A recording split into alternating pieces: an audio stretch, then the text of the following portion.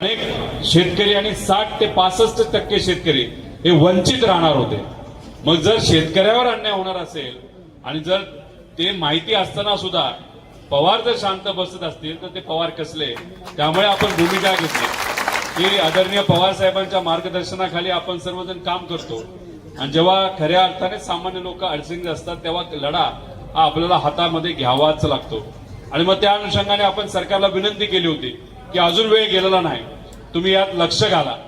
आणि 2019 ची जी अट टाकली, कारण ते सांगत होते 55 लाख शेतकऱ्याला मदत होईल, पण 38 लाख शेतकऱ्यांनी 2019 मध्ये त्यावेळेच्या कर्जमाफीचा लाभ घेतला होता। जर तुम्ही अट टाकली असेल की 2019 ला ज्या शेतकऱ्यांनी लाभ घेतलेला आहे त्या शेतकऱ्यांना जास्तीत जास्त 50,000 रुपयाची मदत आम्ही देणार आहोत, 50,000च्या पुढे आम्ही कर्जमाफी त्या 2019च्या शेतकऱ्यांना देणार नाही, अशी अट जी टाकली त्यामुळे साहजिकच 38 लाख शेतकऱ्यांवर अन्याय होणार होता।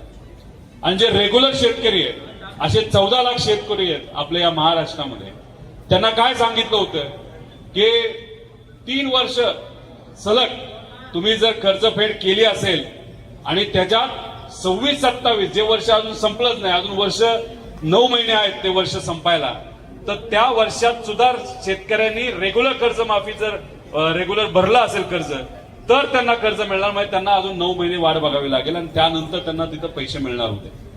मग याच्यामुळे 38 लाख आणि 14 लाख असं एवढ्या मोठ्या प्रमाणात शेतकऱ्यांवर अन्याय होणार होता। 10 जूनला मुंबईमध्ये आपल्या पक्षाचं तिथं संमेलन होतं आणि मग त्या संमेलनामध्ये आम्ही पवार साहेबांना विनंती केली। पवार साहेबांनी आम्हाला सांगितलं होतं तुम्ही तसं उपोषण वगैरे करू नका, कारण उपोषण जर करायला तुम्ही बसला तर सरकार येईल नाही येईल आपल्याला माहित नाही।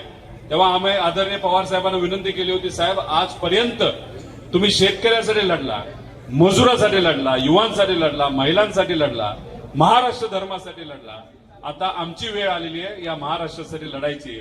त्यामुळे आम्ही निर्णय घेतलेला आहे पवित्र भूमी पंढरपूरला जायचं आणि तिथे शेतकऱ्यांबरोबर बसून आमच्या अन्नदात्यासाठी म्हणजे शेतकऱ्यासाठी अन्नत्याग आंदोलन आम्ही तिथं करणार।